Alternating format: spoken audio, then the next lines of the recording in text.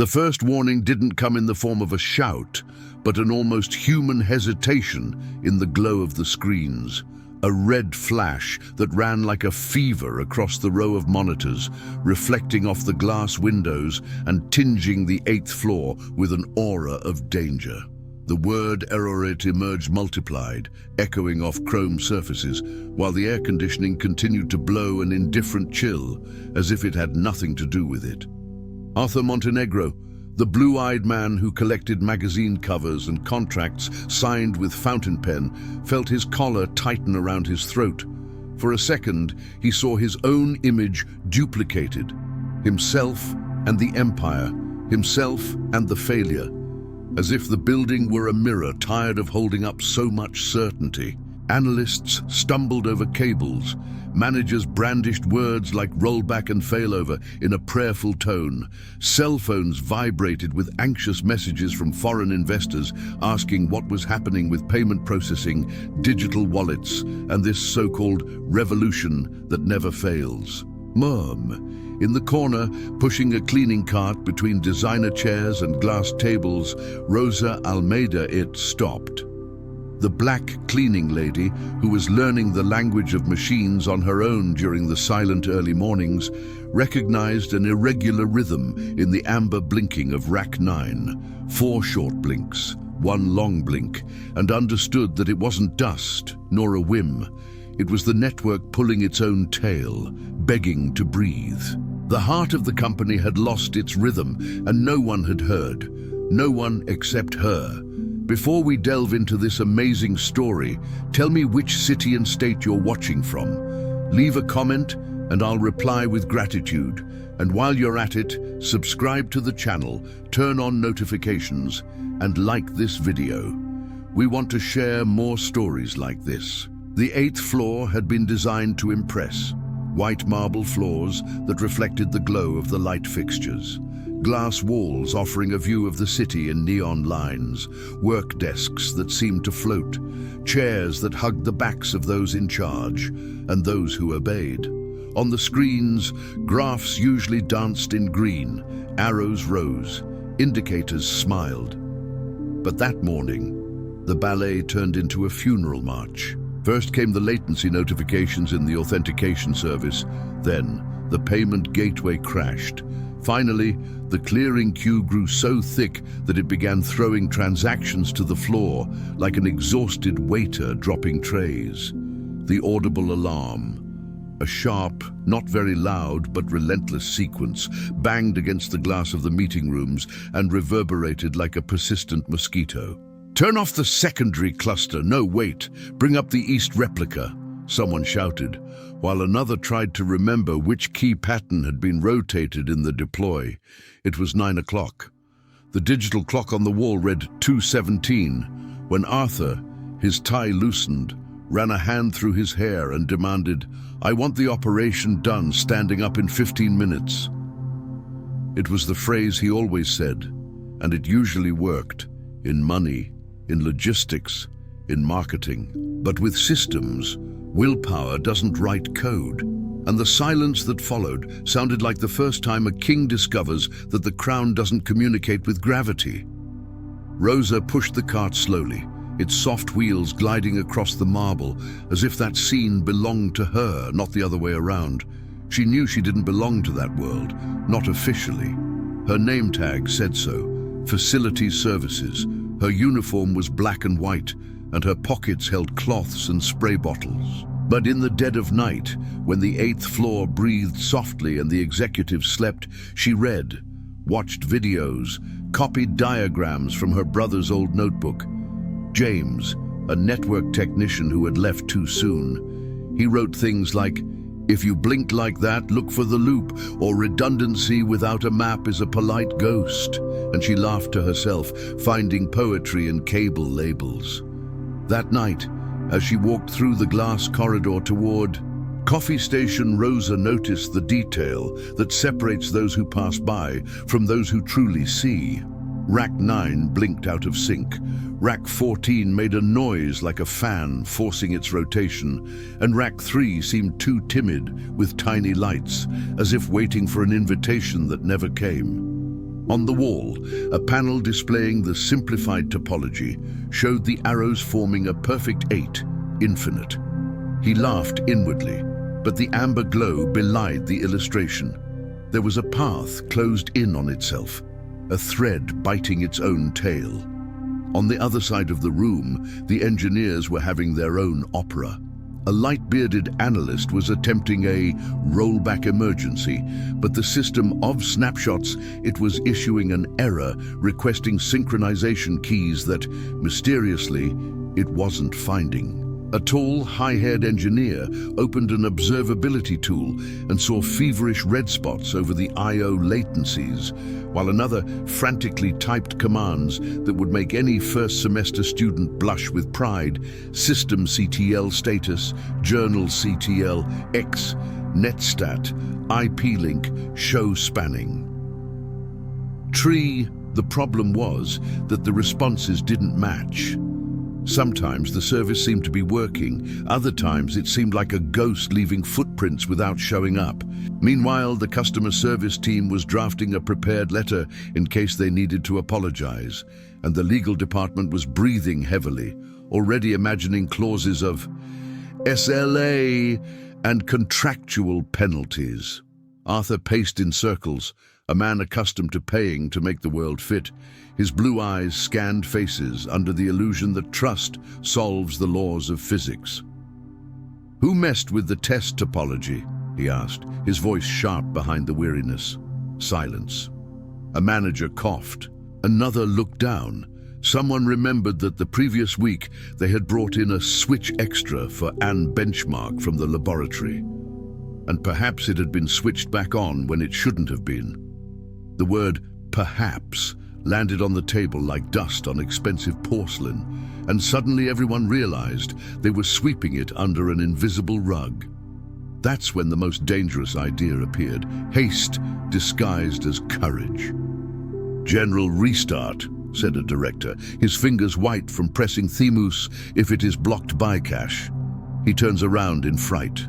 Rosa, who was passing behind him, felt her body react like someone seeing a child near the edge of a pool. She stopped. She inhaled. She continued. It wasn't her scene. It wasn't her line. The director's hand was already on. Enter when the engineer with the sparse beard, with that smugness that technology sometimes has in the face of power, ventured, "If we knock down the primary before clearing the loop, the secondary won't rise with a reliable route, and the failover, repeat the mistake." The director didn't hear, or pretended not to hear. The screens darkened together, like theater curtains closing without applause. The noise of the fans fell silent, and the air conditioning became even more present, a chilling irony. For 2 or 3 seconds there was peace. Soon after, peace took its revenge. Pay continuous, long sound, a straight line on the monitor that, in hospitals, they usually call silence. "And now?" someone whispered. The clock already showed 2:31 a.m. Rosa thought of Tiago. The day he explained, looking at the damp-stained ceiling of the room, why networks can be as stubborn as people. If you block the path and try to start over without untying the knot, it's like trying to make your heart beat with the artery tied up, Rosina. It beats and beats, but it doesn't arrive. She looked at Rack 9, which was now blinking listlessly, at Rack 14, whose cooler screamed for dust that didn't exist, and at Rack 3, too silent for the one who was supposed to be the conductor. There was a brief flash of audacity, the kind that arises when necessity pushes open the door that fear holds shut. "He speaks." The word struck her first, piercing her chest, rising through her vocal cords, and emerging in a voice that didn't even sound like her own. If they disconnected the main thing before untying the knot, it'll jam again. 4 heads turned slowly, as if they'd heard a fan talking. Arthur turned last, and it was the first time that morning that he looked at someone without seeking blame or salvation, simply searching for a phrase that made sense. "What is it?" he asked without raising his voice. She didn't repeat herself. She took 2 steps, pointed with her chin to the lower edge of the rack. 4 short ones, 1 long one.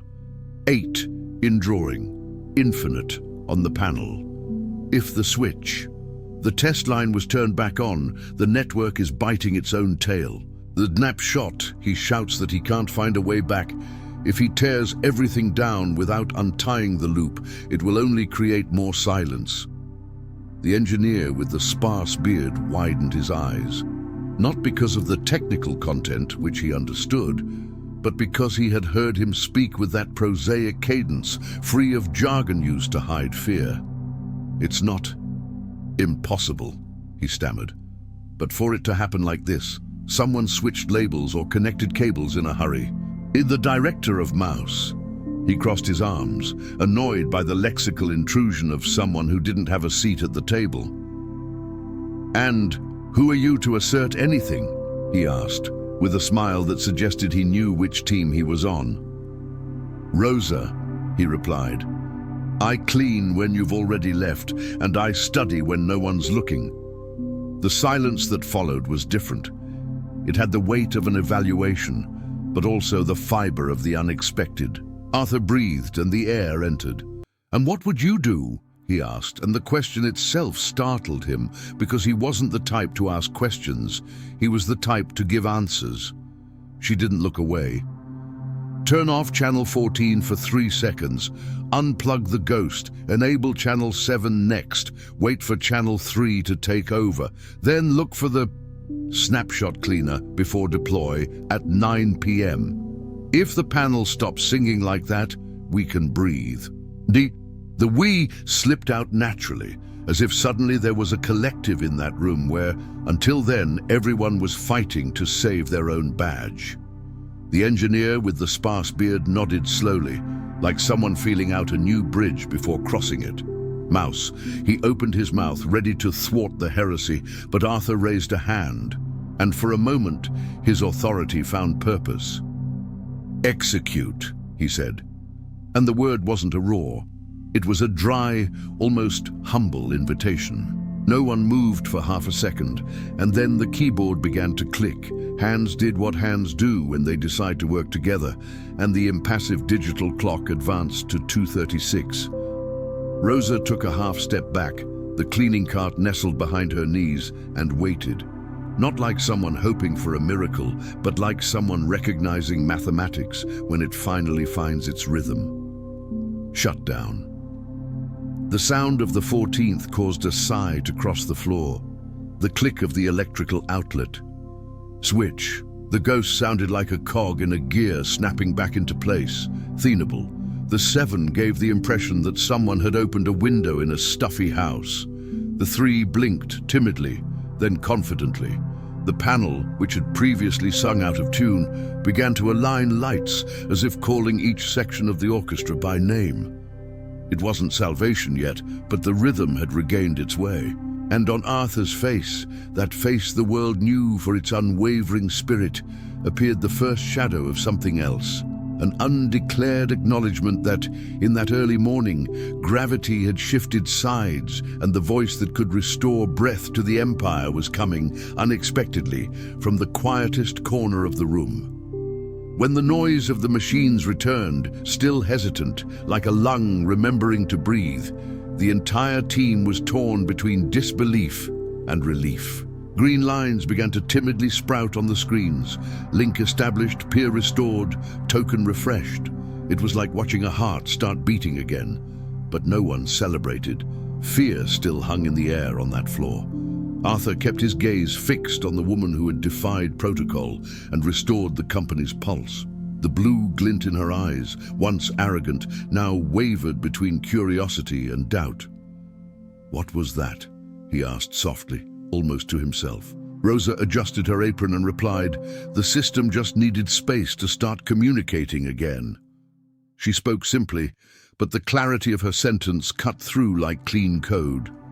The engineer with the sparse beard wiped his sweaty brow. "She's right." The redundancy loop blocked the return path, and the security routine fell with it.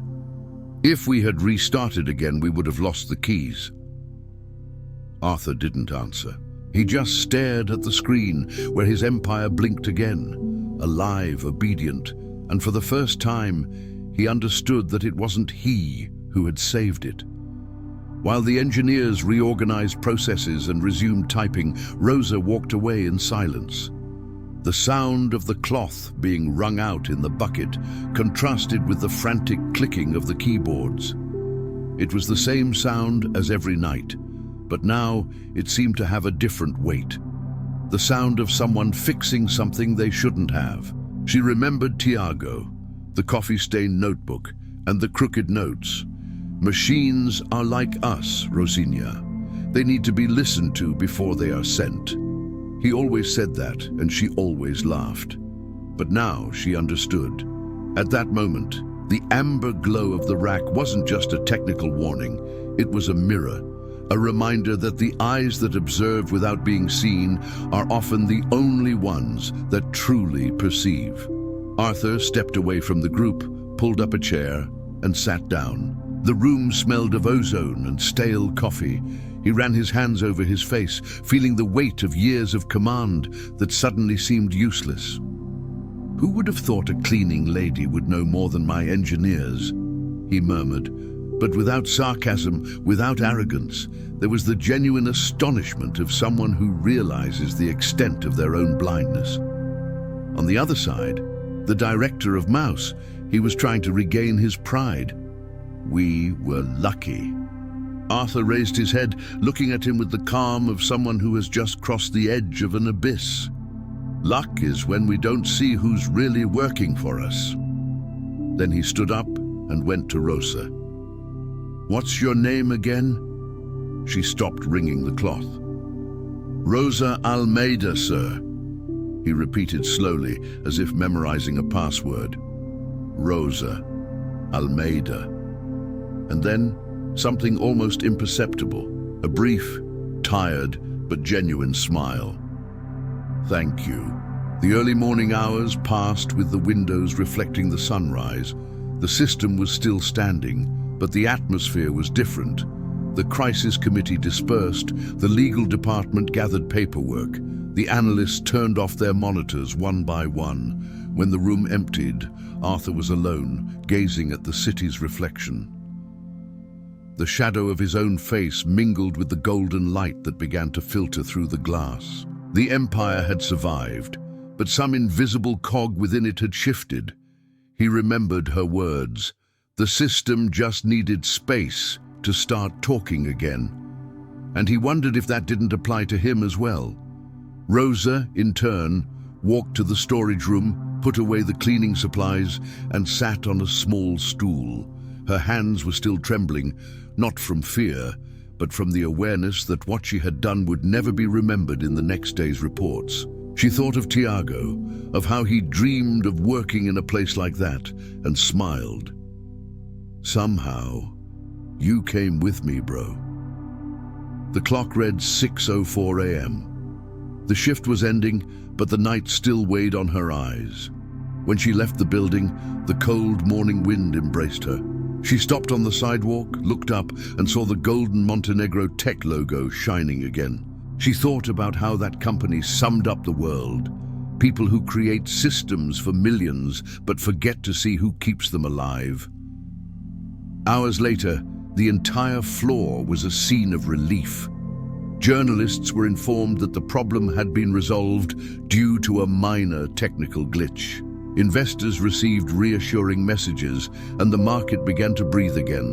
Arthur spent the entire day in meetings, but something distracted him. Rosa's face, the way she perceived the invisible. In the afternoon, he called the HR director.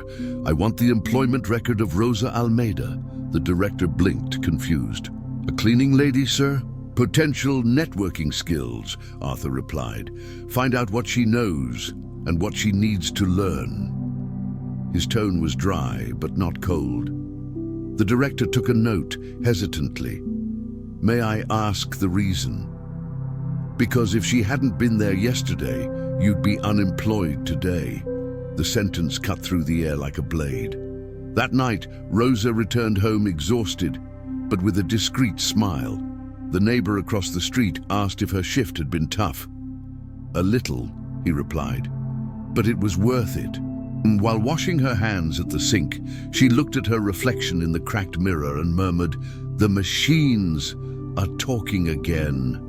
From the other room, an old radio played a news report about the collapse that nearly paralyzed the country, and she just laughed.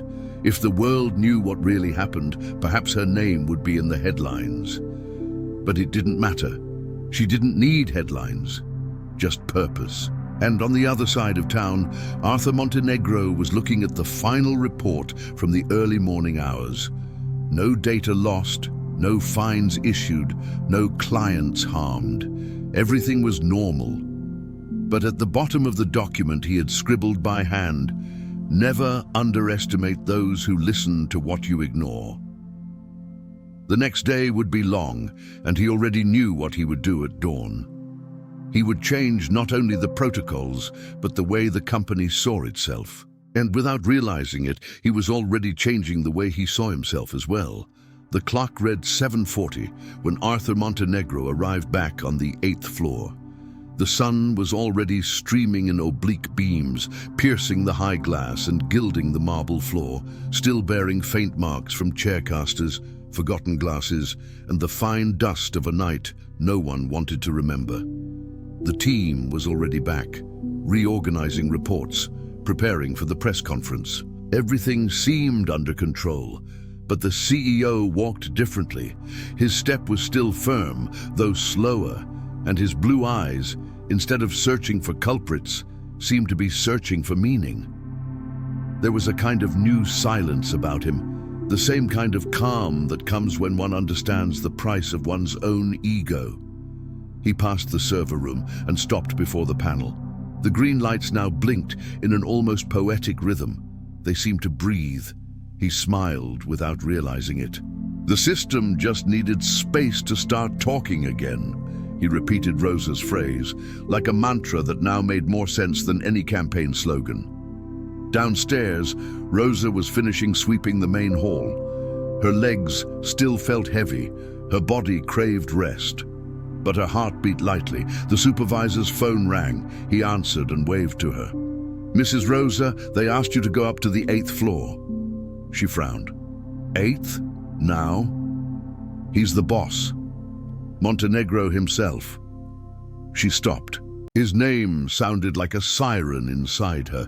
Never in all those years had a company president called her name. She adjusted her apron, washed her hands in the bucket, and, her heart racing, stepped into the elevator.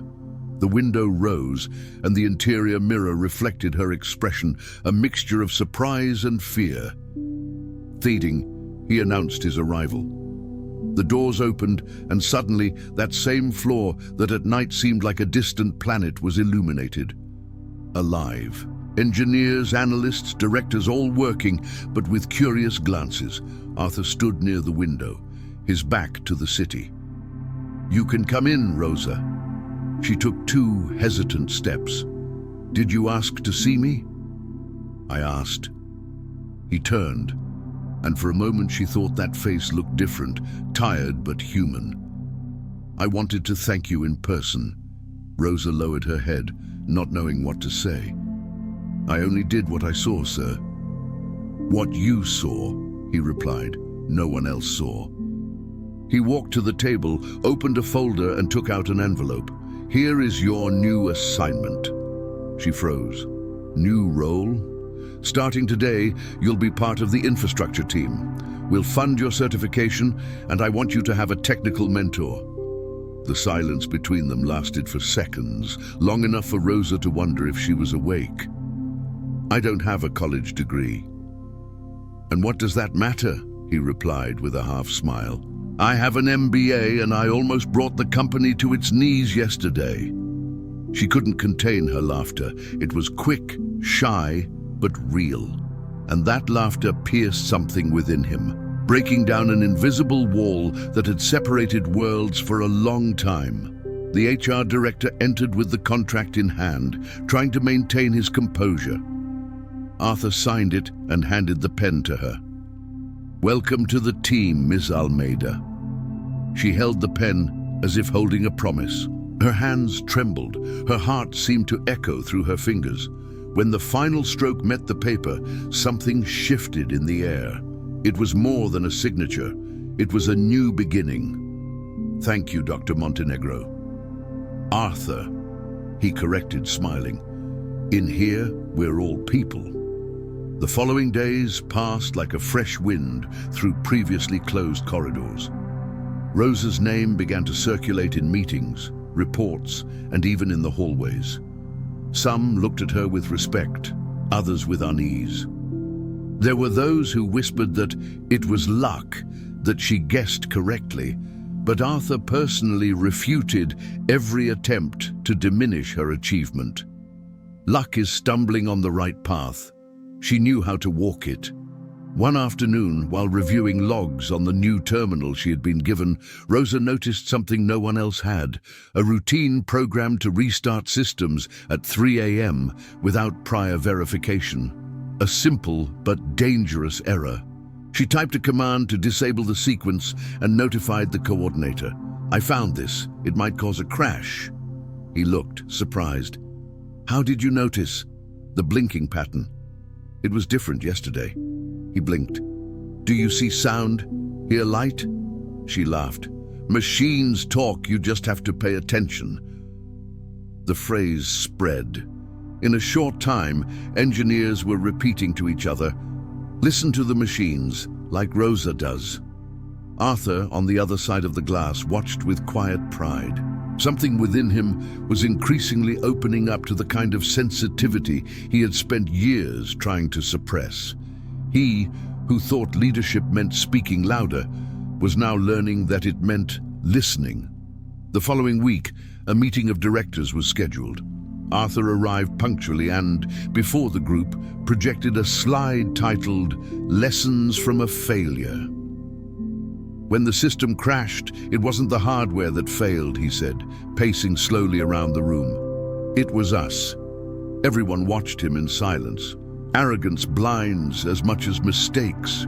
We created a company that talks about innovation, but ignores voices that could save it. Rosa saw what we didn't. From today on, I want an internal program called active listening. Every idea, no matter where it comes from, will be heard. Some executives exchanged surprised glances, others smiled. And there, amidst the numbers and graphs, something immeasurable was born. Respect. When the meeting ended, Arthur looked out the window. The city reflected the light of a golden late afternoon. In the glass, he saw his own reflection and, behind it, hers, Rosa, casually picking up papers from the floor. He smiled. He understood finally that the real system that needed fixing wasn't the digital one, but the human one. Later, at the company cafeteria, she approached with her serene manner. "I saw what you said at the meeting." "Sir?" "No, Rosa. Arthur." "Right. Arthur." She smiled. "I'm glad you heard." "I should have started sooner. It's never too late to start over, right?" They both laughed. And in that light-hearted laughter, there was a profound truth.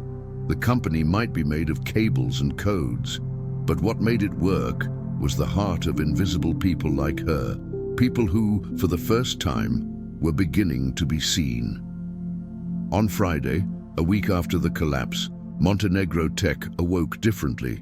The building seemed more alive, people spoke more calmly, and the sound of keyboards in the offices had the rhythm of something regaining its balance. On the 8th floor, Arthur Montenegro watched the sunrise through the glass wall, his hands in his pockets and his gaze fixed on the blue horizon. The city was slowly awakening, and for the first time in a long time, he felt no rush.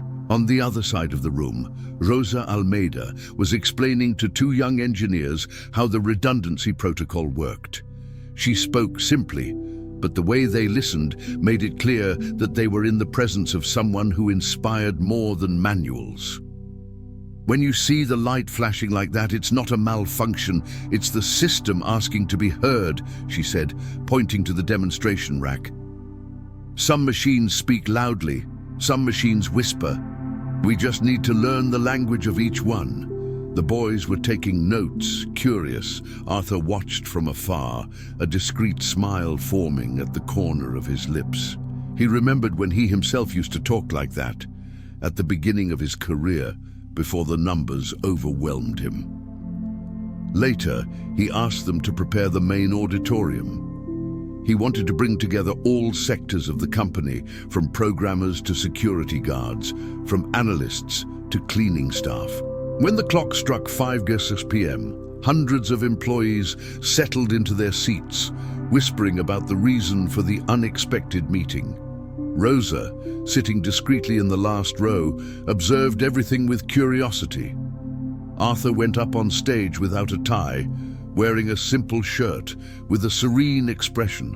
The golden afternoon light streamed through the windows, giving the scene an almost cinematic feel. "Good afternoon, everyone." His voice echoed firmly. 7 days ago, this company was minutes away from total collapse. We lost control, we lost communication, and we almost lost what we had built over years. But something extraordinary happened. He paused. One person saw what we, with all our technology and qualifications, didn't see, and thanks to them, we are here today. The murmurs grew louder. Their eyes met. Rosa lowered her head. "Rosa Almeida," he said. "On behalf of all of Montenegro Tech, I want to publicly express my gratitude." Indeed, the in-house press camera captured the exact moment she stood up, hesitant, her uniform still immaculate, her hands clutching the new badge on her chest. The applause began timidly, then grew until it filled the entire auditorium. Arthur came down from the stage, went to her and extended his hand. "You saved the heart of the company." She blushed, laughing nervously. "I only did what anyone would do if they paid attention. And that's exactly what I want everyone here to learn," he replied. "Innovation doesn't come from haste or hierarchy. It comes from listening." The applause turned into a standing ovation. Some cried, others smiled. The scene became internal news, then went viral on social media. Cleaning lady promoted after saving system that supported millions of transactions. The audience was captivated. People began sharing the story as a symbol of humility and recognition. Days later, a major business magazine called requesting an interview with Arthur. He accepted, but insisted that Rosa also participate. On the day of the recording, the two sat side by side under the cold studio lights. The reporter opened the interview. "Mr. Montenegro, many say your company experienced a digital miracle. What really happened that night?" Arthur smiled, crossing his hands. "Miracles happen when you stop pretending you know everything. I just listened to the right person." The reporter turned to Rosa. "And how did you feel when you realized you could save the company?" She took a deep breath. "I felt scared," she admitted, "because nobody expects them to listen to someone like me. But I also felt that if I stayed silent, something much bigger would die. And it wasn't just the system." The video surpassed millions of views. In the comments, people from all over the country identified with her. Invisible people who sustained worlds without being seen. The company gained credibility, but more than that, it gained humanity. Arthur began investing in scholarship and inclusion programs, creating an internal study room named Tiago Almeida in honor of the brother Rosa had mentioned. She tried to stop him, saying it wasn't necessary, but he insisted, "Every good idea starts with someone who saw beyond their own role." Months passed. Rosa became a technical reference and mentor to new employees. In each group, she would tell the story of the night when everything almost fell apart. But she always emphasized the learning experience, not the accomplishment. "There is no such thing as a perfect machine," he said. "Errors are the system's way of asking for help, and we are like that too." One night, the building was almost empty. Rosa, alone on the floor, was closing the terminal after checking the daily logs. Arthur appeared in the doorway. "Still here?" he asked. "Last check. The dashboard blinked slower today. I thought it was strange." He laughed. "You and your lights." She looked at him. "We learned to trust them." Arthur approached the window. The city reflected the moonlight on the glass, and the company's golden logo shone once more. "You know, Rosa," he said, "when everything fell apart that night, I thought I'd lost control. Today, I realize it was the opposite. That's when I started to learn what true leadership is." She smiled. "And what does it really mean to lead? It's knowing that sometimes the one who saves the king is the one who cleans the castle floors." She laughed. A light, comfortable silence settled in. He looked at her with genuine gratitude. "Thank you, Rosa," she replied. "Thank you for listening." The imaginary camera pulls back, revealing the reflection of the two in the glass wall. The billionaire and the cleaning lady, side by side, illuminated by blue and gold light. On the panel, the lights blink in perfect rhythm, like a heart that has learned to communicate. In the corner of the screen, the final title card appears, Status Online. And so it remained. And if this story touched your heart, don't keep it to yourself. Share this video with someone you love. Click now to share it.